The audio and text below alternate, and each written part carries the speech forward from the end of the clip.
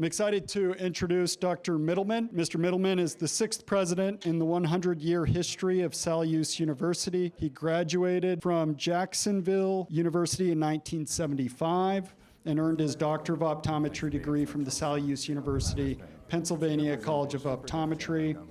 He was commissioned in the Navy Medical Service Corps in 1980. He's had an incredible career of service. He's very involved with American Optometric Association, who is a wonderful supporter of the Hill Vets Foundation and has been really since our inception. We're very honored to have you here with us. Okay, well, thank you very much. When Dr. Reed called me and asked me if I would introduce the panel, I was thrilled. You know, what does the future of VA healthcare look like in 2023? And you know, everybody knows that there's going to be some sort of artificial intelligence involved in this, so I have to go ask. So I went to ChatGPT and I said, what is VA healthcare going to look like in 2053?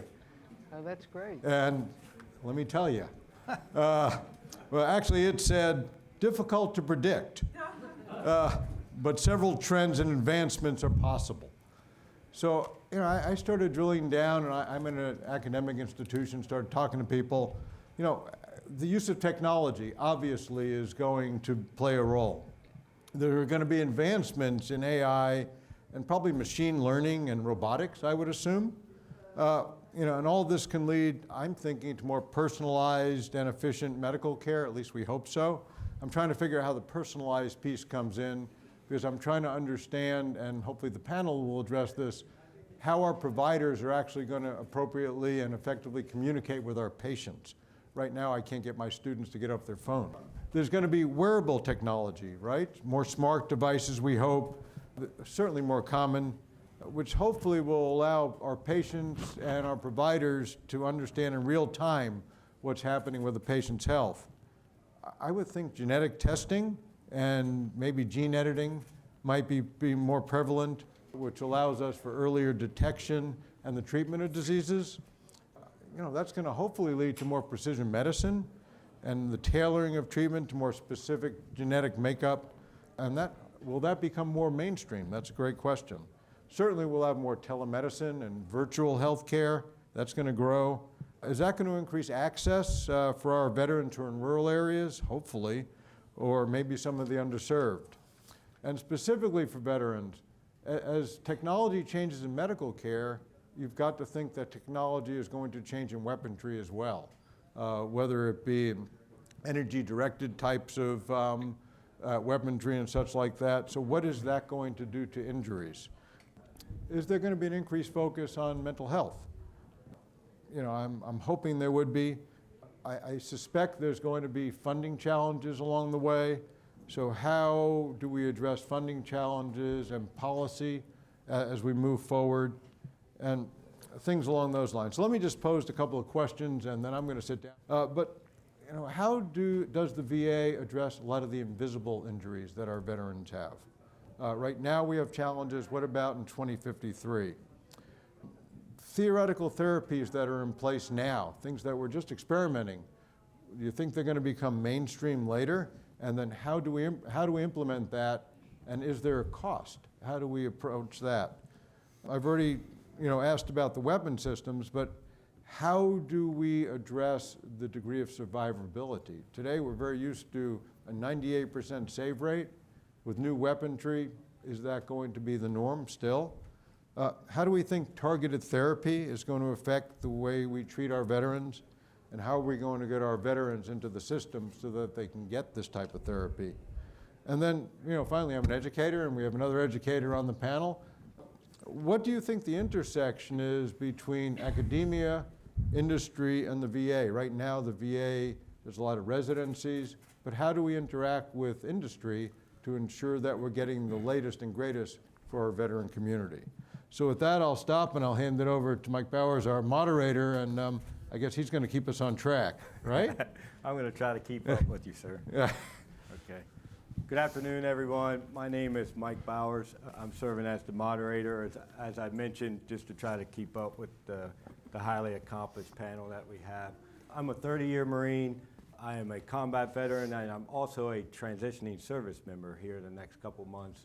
So these conversations as I move forward in my life in VA healthcare are very relevant, as I know they are to many of you and many others. So Dr. Mittelman, thank you so much for your introductory remarks. We have the Provost of Shenandoah University, Dr. Cameron McCoy here, and we have a senior executive from the Department of Veteran Affairs, Dr. Carolyn Clancy. For Dr. McCoy and Dr. Clancy, would you take a few moments just to share your story, and particularly as it relates to innovation and that intersection that Dr. Mittelman talked about, and to partnerships. This is the fun about being the only woman on the panel. You go first. Okay. So I'm an assistant undersecretary for health, which I guess in many large organizations, and ours is big. There's about 380,000 employees in our system. Is the equivalent of being sort of an executive vice president or senior vice president, something along those lines. So my focus is really on the academic missions, which I think get a little less focus than they should. So about 70% of US docs have gotten some training in a VA, which is pretty amazing. And for those of you who are way too young to remember when we could do things like this, many people of my era used to get 2 paychecks. When you were at the university, you got a paycheck from them, and when you went to VA, I mean, just imagine trying to do that today, but never mind. But a lot of really warm feelings among American physicians towards VA because they realize how vital it was to their training. And when we're really lucky, we get to keep the best of them. So we support the training of about 1/3 of US medical residents every year, and about 59 other health professions. So among other things, we are the nation's largest trainer of health chaplains, which I just learned recently. And we also have a very, very important research program, not the least of which is probably the most unique genomic resource in the world. And I say that, it's called the Million Veterans Project. We're up to about 950,000, and we are determined to hit the 1 million mark by the end of this calendar year, hopefully for Veterans Day, because that would be a lovely announcement. And veterans feel very strongly about this. Varying levels of knowledge or understanding of what this is going to do, but we don't just have their genomic information, we have their clinical electronic data as well, which most genomic databases do not have, but that's a very active area of investigation. And the third part of my group is a group focused on healthcare innovations. As you would expect, they are young, brilliant, sometimes crazy, but really a lot of very, very exciting work going on, including artificial intelligence, including what's very, very exciting right now, the use of virtual reality for pain management. People with phantom limb pain, if you're familiar with this, nothing we have in pain does anything for it. But they're seeing important differences for mental health, for rehab, for example, after a stroke, and so forth. So this has really just taken off in our system in the past couple of years.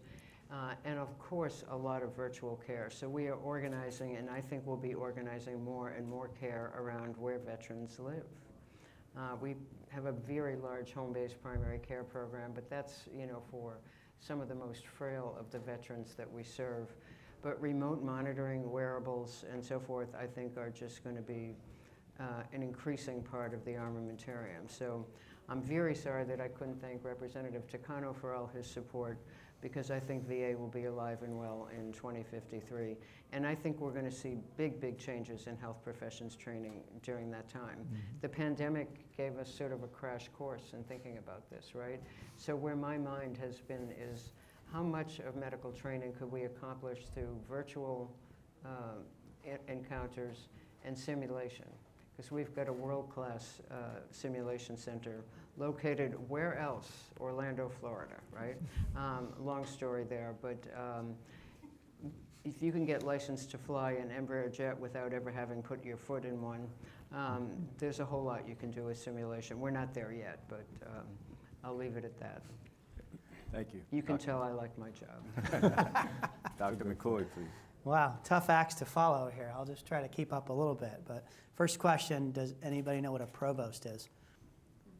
Doesn't it vary by institution? Yeah, generally, Yeah. but I'm the senior academic at the university. So I effectively run all of our academic enterprise. That's everything from classroom activity to research activity. And all of you, if you went to college, all of your deans report to me. And I report to our president. And I never went to college thinking I was going to be a provost, but here we are. In fact, what I did was... Does anybody? Yeah, I don't know. Well, your point about being a little crazy, that you certainly have to be a little crazy to want to be a provost these days, or a president of a university. And so I'll admit to being a little bit nuts. But that's okay, and that's what we need in higher ed for sure. So my pathway, I was blessed to go to Washington State University, and following that I spent 11 years in the Army, part of that National Guard and part of that active duty. And then I found my way into the private sector, and then decided that I really wanted to make a bigger impact on folks' lives, and ended up in higher education at the University of Oklahoma, and now have found my way to Shenandoah University. And so two important parts of that for me. One is what we're working on at Shenandoah, and I'll talk a little bit about that in a second. But the other is that that pathway has really influenced my research activity. And so part of what I do on a research side is I study how universities, industry, and government collaborate globally and certainly in the US ecosystem. And an important fact about that is that higher education institutions and hospitals, medical providers are truly anchor institutions in regional economies. And so, because we're not going anywhere, right? We're not moving those hospitals or those institutions. And so those have to be really, truly leveraged, whether you're in Philadelphia, where it's meds and eds, or you're in Winchester, Virginia, where Shenandoah is, or you're one of your 800 or 900 CBOCs out there, right? We all have to be a little bit different. So Shenandoah is a 4,200 student institution. It's about 70 miles due west of here in Winchester, Virginia. And half of our student population is graduate, so health professions and pharmacy are the two largest. And then I have 4 undergraduate-focused colleges. One's a conservatory with really talented musicians focused on music therapy. Is a big program for us, relevant to veterans. And then I have a College of Arts and Sciences, which is really pushing the boundaries of how we use technology. So we have some of the first AR, VR degree programs in the nation. One of our cool projects actually is rapid image replacement to treat PTSD. So very collaborative in that environment with industry as well. And of course, a School of Business and a School of Nursing. So more than half of our students are in the health-related professions at Shenandoah. And most people just wouldn't even realize that what seemingly is a small institution actually has that much reach. We need nurses, I'm just saying. Good. Everybody needs nurses. If our legislators are out there, we need more funding for nursing programs. But simulation is a big part of that as well. And so we're seeing real progress in that regard, and real commitment on the behalf of most institutions regarding simulation, interprofessional simulation in particular. I was blessed to visit Uniformed Services University a few weeks back for their accreditation. What a fascinating simulation center they have. A huge resource. I live right around the corner, no kidding. Yeah, you should go visit with them. I have. It's fabulous. So that's Shenandoah, that's me. I'm really grateful to be with all of you today, and thanks for making space. Thanks, sir. Dr. Mittelman, would you like to add to your story? I know Justin introduced you, and you... I'm obviously also in academia. I'm the president of Salus University, and we have the most diverse set of allied health sciences, and we also have the largest optometry program, and actually all of our optometrists do a VA rotation. And I believe the VA is the largest provider for optometric residencies as well. So we're pretty proud of that. You mentioned the pandemic. It was a game changer for us, whether it be by providing hybrid education and such, but in our scenario planning, we actually looked at the importance of embracing the metaverse for clinical training. We have a PA program, and one of the things that we'd like to do is we'd like to see how we can get our PAs trained, in addition to the other specialties that we have, virtually. And we don't have a large simulation center, but we work very closely with Drexel University that does, and we're excited about the opportunities that are going to come from that. But our students are interesting, and you're probably seeing that as well at your institution, because they very easily morph into the using technology. My biggest challenge is getting some of my more mature faculty to embrace it the way some of the younger faculty do. Yeah. But that's, practice is changing. Even in optometry, I'll tell you that we're leveraging technology much more so than certainly when I was a student. Yeah. And it's, as much as we can do from a distance perspective, we've got large clinics.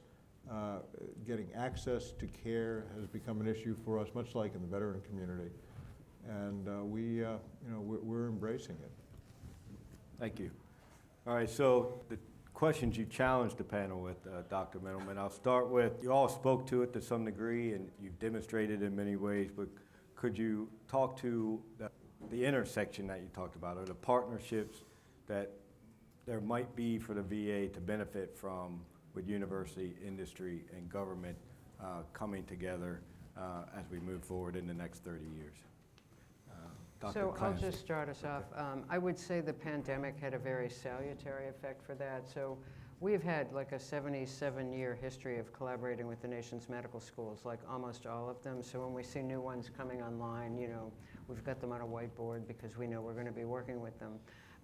Really phenomenal and, value on both sides. So we've never revised the memorandum of understanding that was literally signed right after World War II, right? A lot of very ill and injured service members returning. And the person who was running VA at the time, which was absolutely not a cabinet department, a retired general, called in the nation's medical school deans because he needed a lot more beds. But that was really the basis of this long-standing affiliation. We have collaborated with industry a lot, probably more around pharmaceutical trials than anything else. But I'd have to say we were less than wonderfully efficient at it. VA is actually justifiably famous for many big trials, in part because it's very easy for us to follow people over years, right?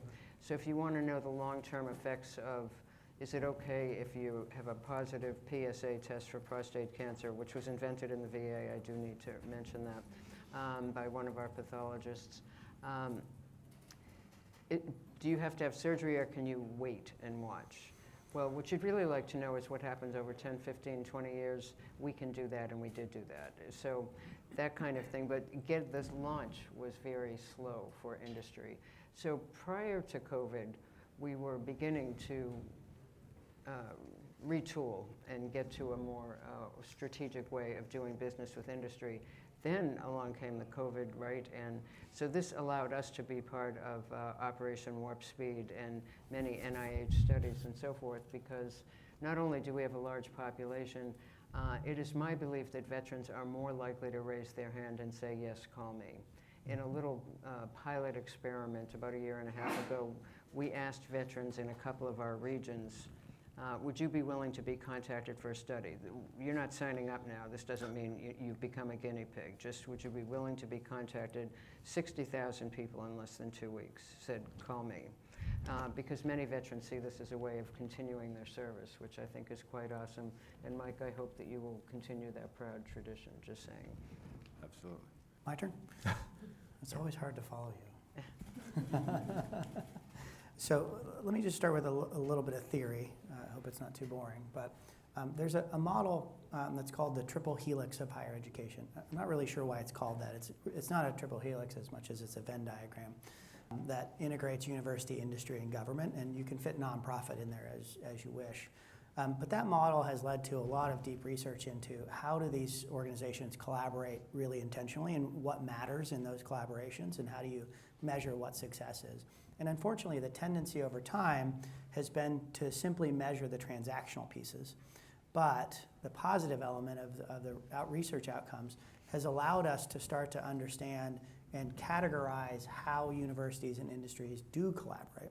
And so one way to think about that, especially from a university perspective, would be to say, if I take that triple helix, that Venn diagram, and I flip it on its side and make layers of it, then I'm able to understand that we have different levels of collaboration, different types of collaboration for those organizations that are outside or around our campus locally. There are different relationships at the state and regional level, and certainly different at the national and global level. And if the one constant is the university, how do I build a pipeline of innovation across all of those layers? So if I am able to do that, then I can just cut that in half and try to figure out how do I make those, like down the pipeline, right? And try to figure out how do I maximize those relationships. And so when we look at it at Shenandoah, we certainly try to maximize very intentionally all of those opportunities. And so we look at 5 categories. The first is the classroom activity, the educational environment. How might we collaborate with the VA or with industry partners or with nonprofit partners? In some ways, in this case, we could think about how do I recognize learning where learning occurs? So if we're getting to a place where we have self-sovereign identity, and you own your own data and you tell Google what they're allowed to have versus the other way around, where there's at the moment I think there's probably 5,000 versions of Cameron across private industry, right? Because they all have data around me. We're coming to a place where I get to own my data, right? And I get to say this is what you're allowed to have. And when that happens, what does that mean for higher education? How do I start to recognize and credential learning? And at the moment, we have to be really intentional about where learning is and how do we recognize it. And so there's real opportunity between us and the VA in that regard to really start to pipeline talent as a transition out into past the military or out of higher education or as a boundary spanner in between. That's one simple example, right? The other area we look at, we've talked already a lot about, is research or knowledge creation. And certainly there are some of the best and brightest researchers who never have any affiliation with the military at all, and many who are in the military, and many who are brought together by funding resources. But the opportunity is there. The more barriers we lower, the more funding we have. And certainly, I think the Bayh-Dole Act was probably one of the biggest impacts on that sort of activity in higher education. But universities are really challenged on the funding side of research, and we spend an enormous amount of money of our own to support that endeavor, and very rarely do we see the returns on it. Right? So we're out chasing the silver bullet, the next Warfarin, the next Google, et cetera, and we're not very successful in doing so. So we have a lot of work to do in those relationships as well. The third area is the transfer of that knowledge.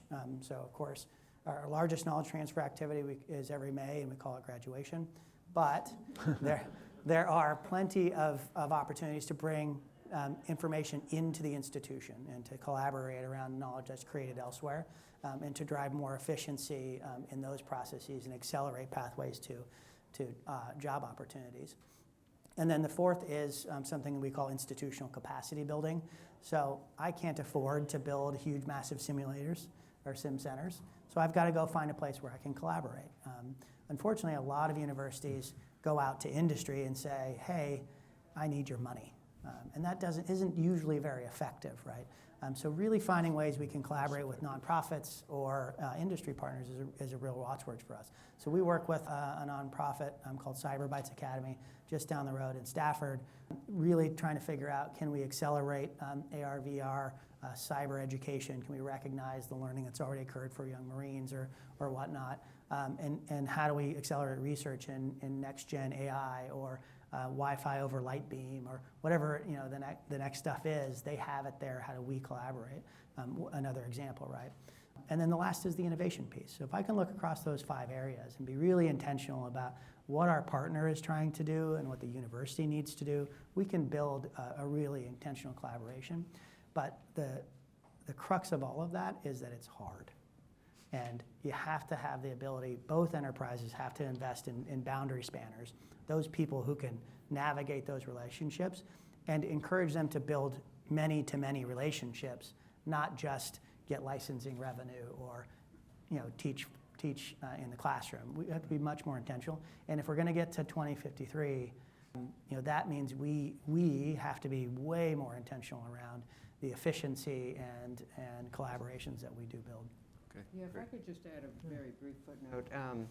One of the areas where we collaborate with industry is in various kinds of technologies, right? There is no solution for improving care that just comes right out of the box. You plug it right in and everything is great. It's all got to fit the context and workflow and so forth. And many companies are not in a position to know how to do that. So we're often launching cooperative research and development agreements because we've actually got the laboratory, if you will, where their solutions can be tested and so forth. We're getting smarter about shared intellectual property, but I would say it is Well, I'd say we're outgunned on that front right at the moment, but I don't see it as completely hopeless. But it's been very, very valuable to us, and I expect that it will continue. And sometimes it just doesn't work as well. A lot of this is the many-to-many that you were talking about. You know, I'm not an educator by training, and we're training clinicians. And so, you know, we're looking at better ways to train clinicians right now. And I'll just give you my commentary on higher education. First of all, the business model for higher education is horrible. We're inefficient, we're extremely expensive, and you know, and we've got to come up with a better way of training our students. And one of the things that we're struggling with right now is how do we do this effectively yet efficiently? And so that's why we're looking at more distance learning models. And also, you know, when somebody starts a program, whether it be med school, optometry, occupational therapy and such, do we give our students on-ramps and off-ramps? You know, all of our programs now are designed as lockstep programs. Yeah. Med schools like that, all of the professional schools are like that. Yeah. Why? That's because we've done it this way for 150 years. You know, they come out of your programs and they enter into our programs, and then 4 years later they come out $250,000 in debt, trying to figure out what are they going to do. Many of them will end up in the VA if they do their residencies there or other institutions, but others don't. And so they're paying off their loans. What we're looking at now is how do we come up with better models so that we can have different levels of care. You know, and I know in DOD, when I was in DOD, we leveraged physician assistants, we leveraged nurse practitioners, because one, they're a more cost-effective way to get into primary care, but also they don't need to go through 4 years of medical school and then a residency and then back into practice.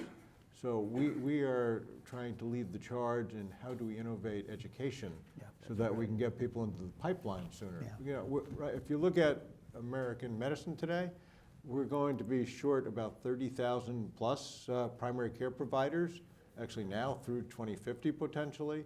So in 2053, what does that look like? Yeah. So how do we train the right level of providers so that we can take care of the veterans and other people in the population in a cost-effective manner? Yeah. So these are the things that we're struggling with right now. I don't want to pile on here. Maybe we're going to answer your next question, Mike, in the process, but you're right. The model that we use in higher education, everybody went to college, right? Who didn't go to college? Okay, good. Go back to college.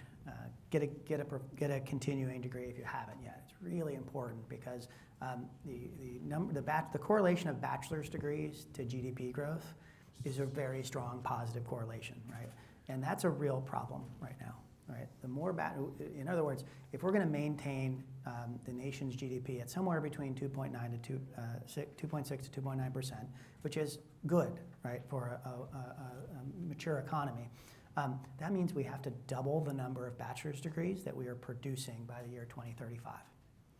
At a time when the number of universities are consolidating, at a time when there are not enough high school graduates to go into our traditional pathways. So by 2026, we start to hit the dip, and we don't come back out of that until 2033. We have a huge demographic shift, right?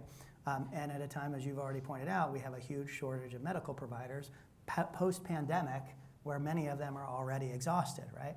So we have a big issue to deal with, and yet we're still operating on a concept created in the 1880s, the credit hour, right? So many of you went to college and you understand the credit hour. That is the coin of the realm in higher education. So how do we navigate around that? And I think one of our biggest challenges, this is probably the same in the healthcare space, is that it's called the innovator's dilemma. Right, so Clay Christensen came up with this, and by and large, Clay's right. Rest in peace. The fact of the matter is we are prone to design for those types of learners or those types of patients that we already serve, right? Yeah. So we're going to evolve in that way. They're asking for more online education, we'll go do that, right? The challenge is that you have to be bold enough to break away a part of your organization and put them over here and have them be a little bit crazy, but challenge them to design for those people who are not consuming your product. In our case, they're not consuming higher education. Why is that? How do I build learner-centric approaches to meet them where they are? And in the case of collaboration between us and the VA, two things necessary. One is, how do I build veteran-centric education and healthcare? And the other is, how do I get people in the VA to understand how the heck higher education works and vice versa? And I think one of the great things about the VA is they have an executive leaders program. The more of them you send to me, the better off I think we all are, right? Because we can challenge those notions together. If I can just pile on a little bit more. You know, we talk about mental health and behavioral health. There's a huge shortage of providers. And then how do we pipeline them so that they're directed in the right area? And it's not so much, you know, you have to have a PhD in psychology. That's right. But we can leverage other professions such as social work and others to move in that direction, yet it's very difficult to get them through. The other sticking point that we find is accreditation. You know, because you train so that your programs stay accredited, you know, your graduates have to get a certain degree, and so the cart has to be swapped around a little bit, because right now a lot of this is driven by arcane accreditation rules, which don't allow us as an institution to experiment as much as we'd like to. Yeah. Important for quality, challenging for innovation. Absolutely. Okay, great. Shift gears just a little bit here with to the point that you brought up, Dr. Mittelman, about theoretical or alternative therapies. I'll start with you, Dr. Clancy. Is there a lot of discussion about that in the VA? Is it you know, are they moving forward to things that we have been talked about but we haven't done in the past? It might be other ways to approach some of those invisible injuries that you mentioned. Yeah, no, that's or other things. That's actually a great question. Thank you. First, one thing we've done in VA in the past 4 to 5 years is to develop and then expand a focus on what we call whole health. Now that sounds wonderful, right? Who could argue whole health? I want it. But it's really flipping the medical paradigm, which, you know, what I was trained in is, you know, to be very polite and say, so like, why are you here, in so many words. Actually, we were trained to say, what brought you in today? Which turns out to be a dumb question, because, you know, people would answer like, well, am I used Chevy? Okay. But it's much more about, what do you see as your mission? What are your goals, right? Because if you've got knee pain and you're a semi-professional athlete, that's going to tee up one set of potential alternatives. And if your hobbies are bird watching or photography, where, you know, really big stress on the knees is not quite so important, that would tee up other alternatives. So I think it's really a big shift. There's a lot of focus on what we call complementary and integrative therapies. So all I can tell you is lots and lots of pictures of veterans that you wouldn't imagine getting off on yoga or Tai Chi. And it has been really life-changing for them. I think because it's more empowering, you know, and gives people a sense of control and so forth. We're still very early in understanding, and VA is probably the leader in the country in terms of treating traumatic brain injury, and we'll stop at nothing. We've got 5 polytrauma centers that are really state of the science and way, way ahead of the private sector, because we had to be. But we still don't know enough about the natural history. There are some studies in progress right now. I know DOD has made many, many investments. You know, if we had different headgear and so forth, would that make a difference? And it's been very, very hard to find that, you know, sweet spot that would change everything. But, and your point about changes in weapons, I think, is going to be very, very important. I mean, what we're dealing with now are successes of battlefield medicine in the early 2000s, right? Where you don't have MASH units anymore. You know, you evacuate people from the fields rapidly and the mortality rate dropped dramatically. What that looks like in the future, I think, is going to be, is a huge question that's very, very hard to predict. So I'm very optimistic about VA's future 30 years from now, but that question is tough. But we are definitely into precision medicine, so we've started in oncology. It took me a few minutes, maybe a little longer, to grasp 5 or 6 years ago how much lung cancer is changing. It used to be if you were diagnosed at stage 4, I mean, this was get your stuff together, right? So I go off to an organization's event one night, and about the 4th person I meet who tells me they were diagnosed with stage 4 lung cancer 5 or 6 years ago, I've now shifted from my inner thought of, this is just like everybody I'm related to, they never get the details straight, to thinking something's really, really going on here. And what's going on is more sophisticated use of genetics testing, both germline and of the tumor itself, development of biomarkers. And it's rare to see, like over a relatively small number of years, the curve being bent in terms of survival. But just for lung cancer, that's a very, very big deal. So that's a huge focus for us. Prostate cancer, no surprise, although women are the fastest growing part of our population, men are still a large majority, and moving into breast cancer and others as well. Dr. McCoy? Always hard to follow. I was hoping Dr. Mittelman would go. Man, thank you for the work you're doing, really, truly. It's amazing. On all of our behalves. It's really essential.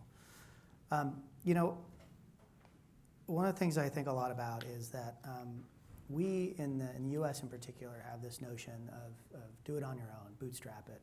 You know, you can do it yourself. And it's a very Western mentality, right? And you know, Tai Chi and yoga and a lot of these restorative medicine approaches are an Eastern mentality. And I think one of the things that we could do better as a society is to start to embrace an understanding that we can be individuals, but we don't have to be alone. And that's a really important part for those of us in education to impart upon young people who are, or more experienced individuals who are joining our communities in higher education, to encourage and support and enable them, particularly around psychological challenges. And you know, I teach a class on happiness to our 1st and 2nd year students. It's really fun. It's a fun class. We talk about the psychology of happiness, the chemistry of happiness. We talk about doom scrolling on social media, all of those real impacts on lives, and how many real relationships you can have. And so that's important part number 1. And you talked about ChatGPT and that massive language model, which is really all that is. My biggest fear is that we lose the ability, our language ability, our ability to communicate for the sake of just asking a giant language model that's constantly adding more to it. And that's a big threat to us, right? So we in education, if we're talking about getting to healing and understanding what is either the hidden or visible injury that we're addressing, that means we can't lose the core of education in liberal arts and our ability to communicate and understand how this technology works together. And so that then takes me to, well, what about technology? And I will tell you, there's some stuff that's happening right now that will change the way that we all live and operate. Some of it's kind of scary, but some of it's also really awesome. So I visited with a company the other day. They actually moved their office to be in a data center so they could be right on the pipeline. But they actually do, it's spatial technology, so you're thinking AR, VR, but on top of that simulation, really. And the thing that they have done that is really magical is they've broken vendor lock. So in other words, companies out there don't talk to each other, right? So they've created a simulation on top of a simulation using the cloud. And so they showed me this circle of cameras, and you walk into the middle of this circle, and almost instantly they have created a version of Cameron that they can turn into an avatar, right? And then give me, right? So they give me a minute of talking or less, and they can replicate my voice. So now there is Cameron in the virtual world. And imagine what we could do with that in a simulation around healthcare or what I'm feeling and exploratory. We could also scan my head and 3D print it or turn it into, and we do this at Shenandoah already. We have a voice faculty who has scanned MRI and scanned his own, CAT scanned his own throat, and then turned it into a AR, VR model. And you can actually put on the goggles and you can throw his throat into his throat and make different sounds, right? But if you could start to understand the differences in data or the difference in voice modulation, you could almost, and this technology exists already, you could detect whether someone has COVID by having them count to 10, right? Almost immediately, and that it could be verifiable, locked to the blockchain, those sorts of things, right? That stuff exists today. But then imagine if you can make me into an avatar almost instantly, and you have my voice, our ability to communicate with each other changes immensely across the world. So imagine a scenario, or even right now, right? If this camera is doing a lot of work and so is that computer, if we're actually using the cloud to do this compute, somebody somewhere in Asia with the language I will never be able to speak, or even Spanish, I don't speak Spanish, right? But I would show up on their screen and my mouth would move in a more domesticized language appreciated way, and I would speak Spanish to them and they would receive me that way. The ability to communicate in that way is really profound and could enhance our collaboration and solve a lot of the problems that we sort of refuse to solve or can't get past our own intellectual property. So those things are out there, and it's really incredibly exciting that it's coming. We all have to figure out how we navigate around it. Absolutely. We have to navigate it, but we also have to have guideposts on it, For and sure. guardrails in Yeah, a sense. that's exactly right. The Because ethics of it. I worry about things like you talk about, and then it gets a life of its own in a sense. No, there's a reason I didn't let him record my voice. All right. This has been just a fascinating discussion. We appreciate all your answers and the depth and the breadth that you gave us. I'd like to go to a lightning round of just closing remarks, if you each take a minute or a minute and a half, so we stick to our timeline to talk about anything that you might have wanted to or just want to close it out with. Carolyn? I can't think of a more exciting time to be in healthcare. It's particularly exciting for us because we're not locked into reimbursement. We have internal allocation issues, no surprise. And the way we're funded by the Congress, there's always you couldn't walk down our hallways without hearing someone say color of money, because that's research dollars, this is operations dollars, but it gives us a huge amount of flexibility.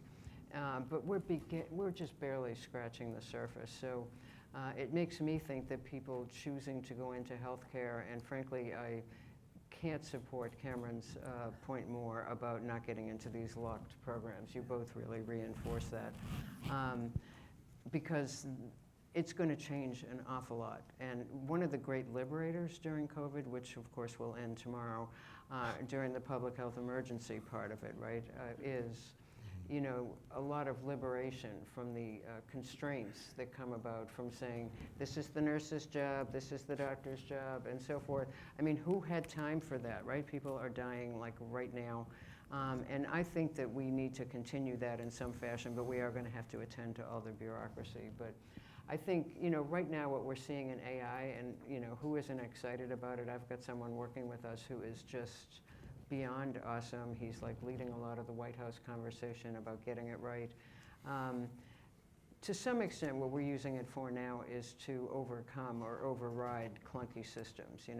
Our payroll doesn't talk to our leave system, that kind of thing. Now, these are real life, everyday issues, but that's not really taking us to a new level. To imagine what it could be doing, and I think the biggest frontier is going to be neuroscience. So I'll leave it at that. Okay, thank you. Dr. Mittelman. I'll just be happy when EMRs will talk to each other. Well, exactly. We're getting Which closer. is not a technical problem, right? Absolutely. I'm excited about the future as well. I'm excited about our students. Yeah. And because when they come to us with energy, they come to us with innovation in mind. Our job is not to hold them back, it's to let them experiment and let them do things. I think, as I said, AI, I think, gives us tons of opportunities. But I worry, like social media, if it gets beyond where we think it is, we're going to have more problems to solve with that than we will solutions. So we have to be very deliberative about how we actually employ AI, machine learning, and things along those lines. And I think now's the time that we need to be doing that. And I think higher education could play a role. I think, I'm a veteran. I'm in the Million Veteran Study. Thank and everything you. else. You're welcome. I'm probably number 642. I have always been impressed with the care and with the deliberate planning and everything else that goes on in the VA. I'm on the Special Medical Advisory Group, so I get to see a lot of how the sausage is made. And frankly, I don't think there is a better healthcare system in the world. I'm not just saying that, it is just the degree of research and just the way people just look at the way they do their jobs every day at the VA is it's impressive to say the least. So I'm just very encouraged to see what might come over the horizon. Thank you. You know, I think one of the biggest messages I can offer today is that we collectively have to change our own narrative here. And I mean that about the VA or about healthcare. We really do have phenomenal healthcare here. And the VA is a continually innovating organization trying to meet veterans where veterans are and pushing boundaries of the bricks and mortar that exist today. And that's incredible, and we should celebrate that and talk about it more. And the same thing in higher education. We are not the enemy. This narrative here that higher ed is way too expensive or is ruining lives, none of those things are a reality. You are making an investment in higher education, but we work incredibly hard to control that debt load, and there are some outliers out there. But you know, the fact of the matter is, we need more people to have bachelor's degrees, because if you don't do that, you don't get doctors, right? And so we all have to figure out together how we stop beating up on these institutions that are essential to all of our well-being by 2053. And our institutions, smaller ones like Shenandoah, or more prestigious ones like the Johns Hopkins and Harvards and Georgetowns of the world, you know, we are all in many ways the same, but we're also not the same. Right? There's things I can do at Shenandoah, like open and create the hub for innovators, veterans, and entrepreneurs in one building in the oldest armory in Virginia, that is going to bring together veteran care, veteran opportunity, with next gen, AR, VR, esports, and the Warrior Gamer Network, all of those things in one space, right? It was just really incredible, and I can do that because I'm at Shenandoah University. Much more difficult other places. So if you have a university that is near you, please support them in the same way that you support you know, our veteran care across the world. It's essential. We all need it, and for our own well-being and you know, fiscal standing in the world, we need more people to have bachelor's degrees so we can all be healthy. Thank you. All right, well, our time has come to an end. Ma'am, gentlemen, it's fantastic. Thank you so much. This was a stimulating conversation. And Dr. Mittelman, thank you for the introduction and for being here. And look forward to continuing to learn from the three of you. Thank you, Mike. Thanks for what you're doing. Thanks for your service. Thank you, Mike. Yeah, thanks.